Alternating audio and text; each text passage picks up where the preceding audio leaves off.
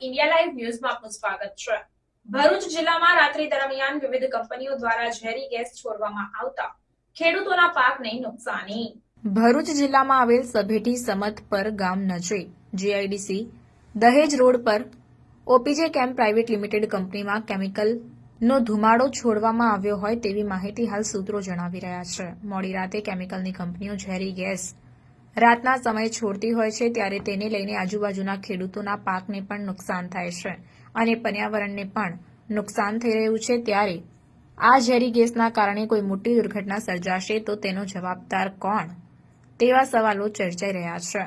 વહેલી તકે આવી કેમિકલ કંપની જે રાતના સમયે ઝેરી ગેસ છોડે છે તેની પર તાત્કાલિક અંકુશ લાવવું જોઈએ તેવી આસપાસના રહીશો દ્વારા માંગણી કરવામાં આવી છે।